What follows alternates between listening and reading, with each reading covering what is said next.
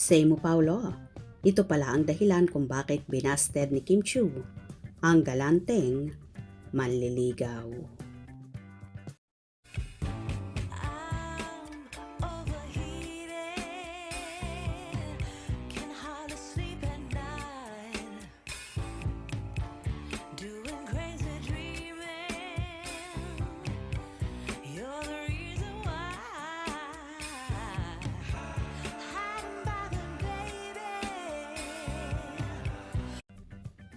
Matagal nang usap-usapan sa mundo ng internet ang napapabalitang mga manliligaw ng TV host actress at queen of the dance floor na si Kim Chiu, na hindi lang isang guy ang gustong manligaw sa dalaga kung saan ilan pa lang mga boys ito ang nagbabalak sa actress. Pero sorry at sad to say na binasted ito ng dalaga kahit super galante ng nasabing manliligaw dahil nga ba sa kanyang ka-love team at rumored kasintahan na si Paulo Avellino. Sa mundo ng showbiz, hindi nauubos sa mga kwento ng pag-ibig na kung ang sangkot ay isa sa pinaka hahangaang aktres sa bansa. Kamakailan muling umingay ang pangalan ni Kim Chiu matapos kumalat ang usap-usapan tungkol sa isang galanteng nanliligaw sa kanya. Noon, isang misteryosong personalidad na matagal ding naging palaisipan sa kanya mga tagahanga. Sa unang tingin, tila isa lamang itong simpleng throwback na kwento. Ngunit sa bilis ng pagkalat ng impormasyon sa social media, agad itong naging sentro ng discussion. Sino nga ba ang lalaking ito? Bakit ngayon lamang ito muling nabuhay? At higit sa lahat, ano ang totoong nangyari sa pagitan nila ni Kim? Para sa mga matagal nang sumusubaybay sa karir ni Kim Chiu, hindi na bago ang mga kwento tungkol sa kanyang love life. Bilang isang sa mga pinaka-visible na artista sa industriya, halos bawat yugto ng kanyang personal na buhay ay naging bahagi ng publiko. Mula sa kanyang mga naging relasyon hanggang sa mga usap-usapan na hindi naman niya direktang kinumpirma. Ngunit kakaiba ang kwentong ito.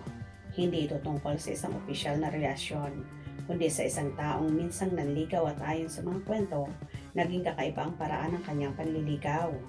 Ayon sa mga lumalabas na detalye, ang lalaking tinutukoy ay kilala umano sa pagiging galante, hindi lamang sa material na bagay kundi pati sa effort at oras na kanyang ibinibigay.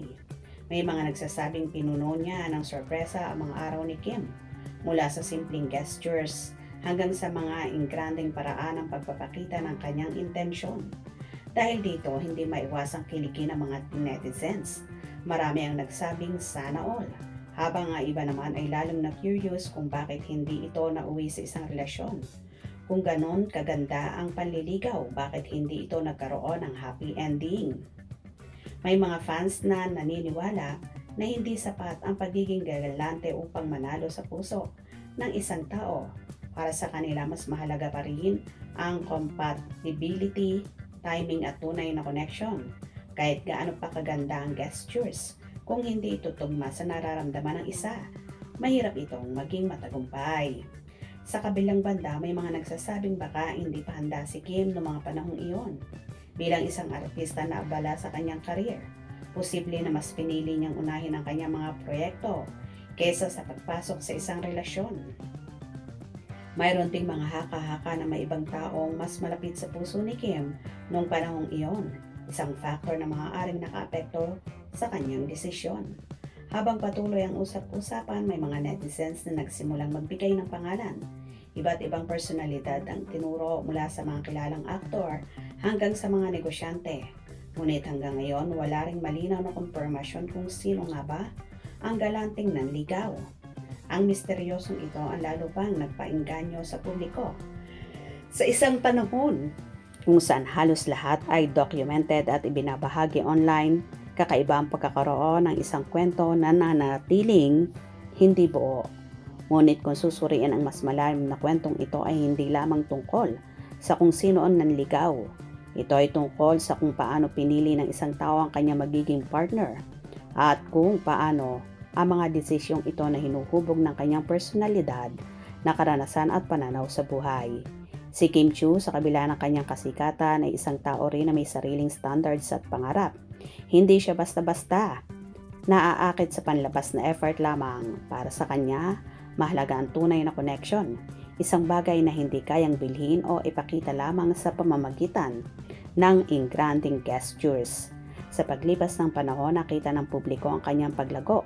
Hindi lamang bilang artista kundi bilang isang babae na mas nakakaunawa sa sarili. Ang kanyang mga desisyon sa pag-ibig ay mas naging maingat, mas pinili at mas nakaangkla sa kung ano ang tunay na mahalaga sa kanya. Kaya naman kahit gaano pa ka-intriguing ang kwento ng galanteng manliligaw na ito, ay nananatiling bahagi lamang ng kanyang nakaraan. Isang yugto na maaring nagbigay sa kanya ng aral ngunit hindi nagtakda ng kanyang kapalaran.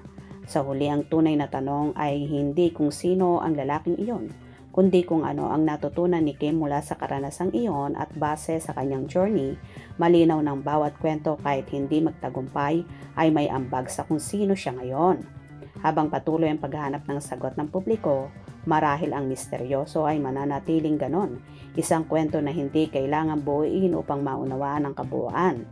Dahil sa minsan ang hindi pagkakaalam ay bahagi rin ng kagandahan ng isang kwento.